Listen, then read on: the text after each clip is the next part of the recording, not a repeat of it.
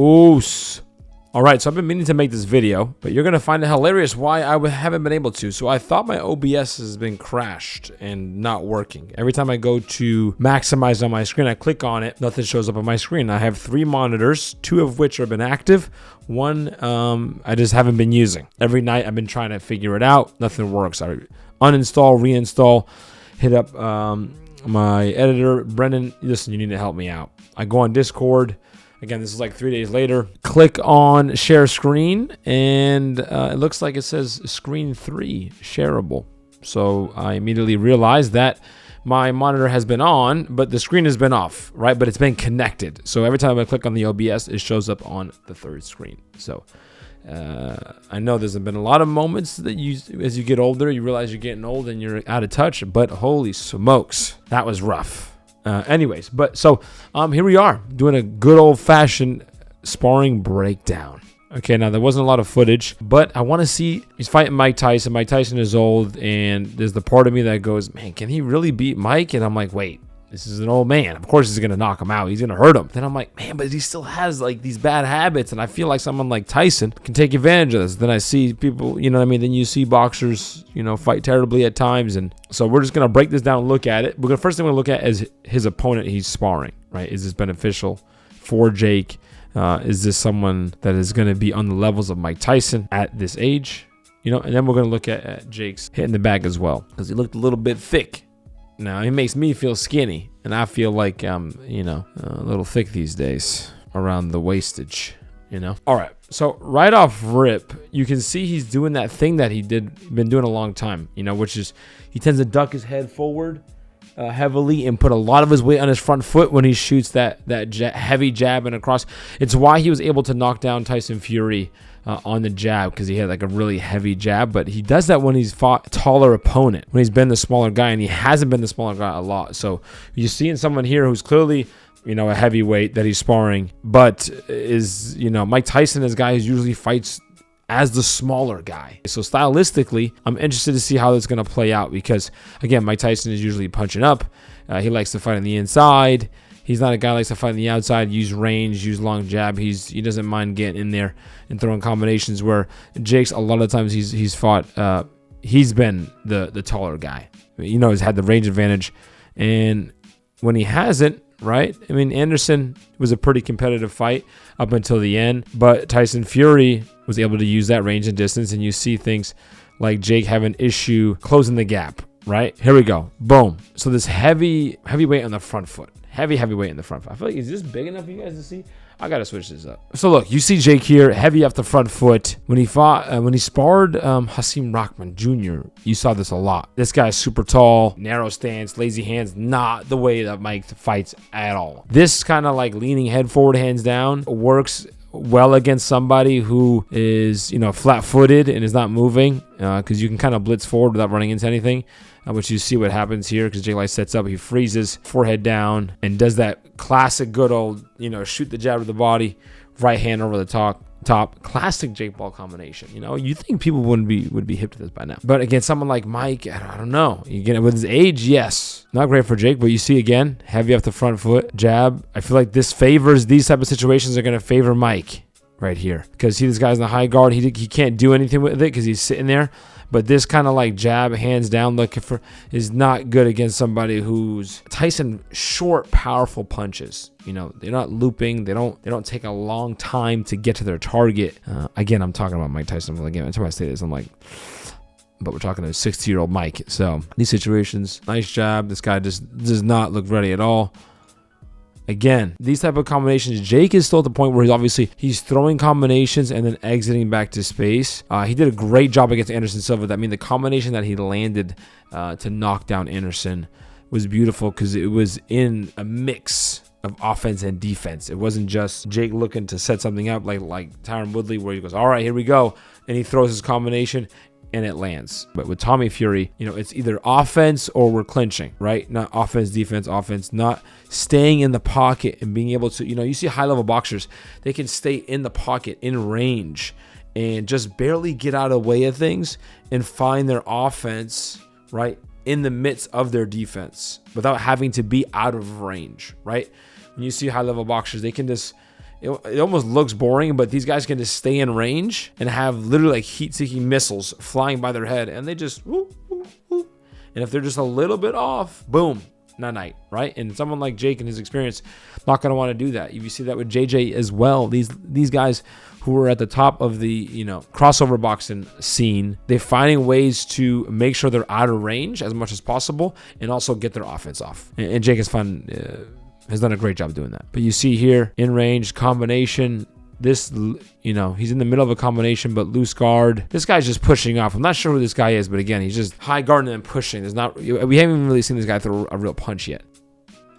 So, man, just nice right hand there from Jake. But you know, another big thing, he's a lot of weight in his front foot, so his back foot comes off the canvas a lot with that right hand, which, again, he can throw it and then hopefully collide and then create a clinch, like when he fought with Tommy. But with Tyson, dude, I don't know if that's gonna work the same. Tyson's, everything's uptight. He's looking, that's that experience where you try to collide and you try to clinch and he won't let you, because everything's gonna be, he can throw an uppercut from right here. You know what I'm saying? Up here and then a hook right there and somehow finds power. Again, but he's gonna be like 60. So maybe not. See, you know, slap and hook, but see the reaction, I don't know who this guy is, but these reactions from him are not great. Not great in terms of like who Jake should be sparring, not Mike Tyson level, you know, unless I don't know, because he's old. But like the double slap hook, again, maybe Jake doesn't feel threatened by this guy when he's sparring not to like his peak, you know, because again, he did release some footage, so I would imagine he's not releasing like his best footage. But like even this feint here, he feints to throw the backhand and his back foot comes up, which is, I know he's doing it for a feint, but again, not great tell, a lot of weight in that front foot. And then look at the reaction from my man over here, bro. Like, what's the pose? What's the reaction there? Not a great reaction, and something that's not going to help him. Don't know how new this footage is or old. I do like the feet and the relocating. Everything that Jake is doing for himself is like, the progress is fantastic. But is this enough to beat Mike? I think so. Mike Tyson is just going to be older, and you know he's not going to be as fast. So at the end of the day, is he going to be able to take advantage, exploit Jake here for his lack of defense while on offense? You know, because we have seen Jake be smart with his defense. You know, when he's not using his offense. You know, high guard, not taking a lot of risk, not just landing against the ropes, clinching, moving around, relocating constantly, being a moving target, looking for opportunities for his offense. But man, you got to be ready. You know, and you're going to have to gain Mike's respect early at some point, you know what I mean? Because Mike's going to be dangerous, period. But then again, dude, I don't know. All right, here we go. Let's just appreciate my comment here. Jake says, 38 days until Uncle Mike goes nighty-night. Here's me trying to be clever. Grandpa Mike. Still the most grandpa, though. I had 2 comments that day that were just straight up embarrassing. This is one of them, dude. This is not good. Tech Sensei is done, dude. This is donezo. This is not good. I'm Grandpa. Grandpa Sensei, dude. He is still Uncle Mike. But I meant to say Grandpa Mike, but still the most dangerous grandpa, though. I just, for some reason, didn't type out the word dangerous. But what sticks out to me here with Jake, honestly, is the weight here. He's moving around. He's a big boy. Think Jake Paul right here. You know, and how is he going to carry that? You know, I know Mike Tyson's older, but he's still at least used to it, right? No, he's too old. He's too old. He's grandpa. He's not Unc. But, you know, Jake bouncing on his toes, looking and moving. Good footwork. I like the footwork that he's always moving. But again, that's laboring. Guys like that, you don't be moving like that, you know, for 8 rounds, 10 rounds. The other thing is here, we just saw, right? Does he look like how he is right here, how he spars? Not so much, right? Right now it's super technical, super high guard like you're supposed to be when you hit the bag. But we don't see it like this all the time from Jake. Like, look, we got the jab, cross, you know, body hook, but a lot of width between this stance, back foot off the ground again. Not coming with him, but this is good. Getting it back down, but like that freeze, then the hook, then the hot back. This is all good stuff but it's again predetermined combinations because again he's hitting the bag. And how does that translate over to how he's gonna fight? Because when you're doing the bag work, that right hook to the body and circle out, it's not gonna happen like that, exactly like that in a fight. It's just not gonna be like that.